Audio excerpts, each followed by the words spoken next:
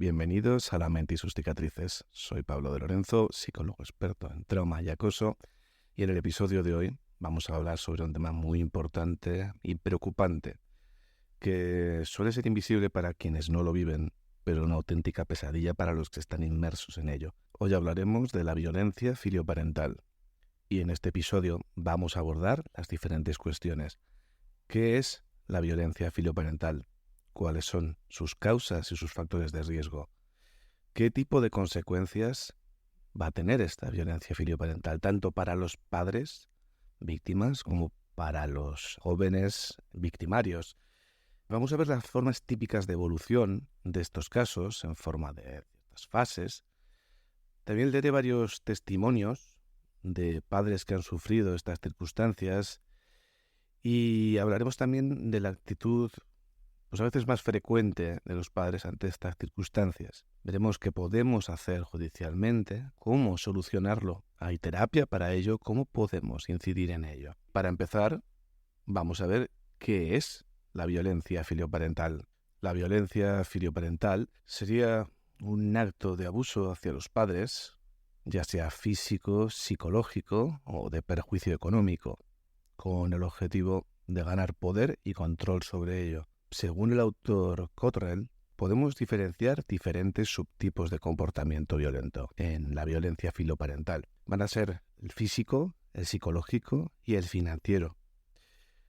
Encontramos que estudios indican que la prevalencia a nivel internacional de la violencia filoparental se estima entre el 10 y el 18%, y en su mayoría los perpetradores son adolescentes hombres que ejercen la violencia hacia sus madres o cuidadoras. Estas suelen tener edades comprendidas entre los 40 y los 50 años. Es importante destacar que la violencia filioparental es una variante de la violencia intrafamiliar, mientras que la violencia intrafamiliar puede ser ejercida por cualquiera de los integrantes de un núcleo familiar hacia otro de los miembros. La violencia filioparental se refiere específicamente a cuando un hijo exhibe conductas de maltrato contra sus progenitores o contra aquellos que ejercen ese rol. Estas conductas se ejecutan de forma consciente e intencionada a lo largo de un tiempo y en repetidas ocasiones vienen a causar daño y sufrimiento en los padres. Y aunque en ocasiones no se cause este daño y no consiga el menor hacer daño ni consiga lo que pretende, no podemos negar que haya habido un intento, la existencia de esa violencia filoparental. Este tipo de violencia rara vez es denunciada. Los padres que sostienen la situación durante mucho tiempo suelen hacer que se convierta en una situación crítica antes de tomar la decisión de buscar ayuda externa. Existe entonces una cifra muy grande, oscura, que no puede ser medida ni controlada sobre el volumen real de este tipo de violencia. También tenemos que tener en cuenta que los padres están cada vez más condicionados por el comportamiento abusivo y reiterado de su hijo, por lo que no saben cómo manejar la situación de manera correcta. A veces es complicado que esa propia coacción y esa propia manipulación acaba generando cambios en el autoconcepto y procesos de ansiedad y culpabilidad, como aparece en cualquier victimización. Si ya es complicado la violencia entre iguales, la violencia por parte de un hijo genera una confusión muy profunda. Y en muchos casos, las víctimas, los padres, no se sienten amenazados, ni presentan consecuencias diagnosticables. Sin embargo, el daño o perjuicio sigue existiendo, aunque no sea tan potente como para que lo noten como algo muy molesto y relevante. La violencia ejercida puede ser psicoemocional, física o económica, como hemos dicho antes, y consigue causar en los padres una pérdida de autoridad, de autoestima y una frustración en sus aspiraciones educacionales, sobre todo.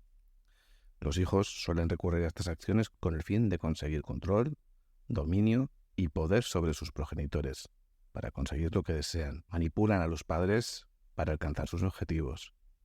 Y cuanto más consiguen sus objetivos, más repiten este tipo de comportamientos. Dentro de lo que sería la violencia psicoemocional, dentro de la violencia filoparental, podemos encontrarnos con una variedad de situaciones en las que el hijo ejerce un control emocional y psicológico sobre sus padres. Estas conductas pueden incluir insultos constantes y denigrantes, ridiculización de forma pública, menosprecio de los logros y capacidades de los padres, manipulación emocional y chantaje afectivo.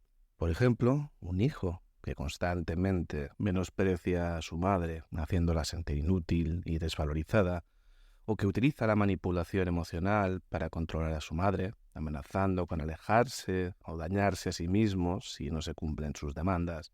Cuando por otro lado hablamos de violencia física, nos referimos a cualquier acto de agresión física directa por parte del hijo hacia sus padres. Esto puede incluir golpes, empujones, pellizcos, arañazos o cualquier forma de violencia física que cause daño o malestar a los padres. No tiene por qué lesionarles de gravedad, pero tampoco minimicemos que estas conductas se dan. Por ejemplo, un hijo durante una discusión puede tornarse violento y golpear a sus padres, puede dejarles marcas visibles o causarles lesiones físicas que, aunque no sean de una gravedad extrema, ya es violencia filoparental a tener en cuenta. Estas conductas son muy preocupantes. Por otro lado, tenemos la violencia económica, y esta se referiría a situaciones en las que el hijo abusa de los recursos económicos de sus padres para su propio beneficio, sin considerar las necesidades y responsabilidades familiares de sus propios padres. Esto puede incluir el robo de dinero o bienes materiales, el uso no autorizado de tarjetas de crédito o la presión constante para obtener dinero o bienes de valor.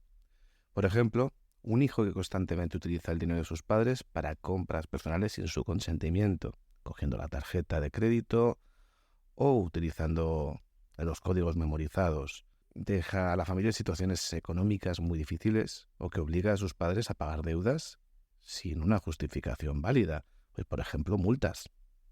Que el chaval, por ejemplo, constantemente le pillen fumando porros, le pongan la multa correspondiente de forma constante y no solamente no se avergüence, sino que encima castigue a sus padres haciéndole pagar. ¿Te está gustando este episodio? Hazte fan desde el botón Apoyar del podcast de Nivos.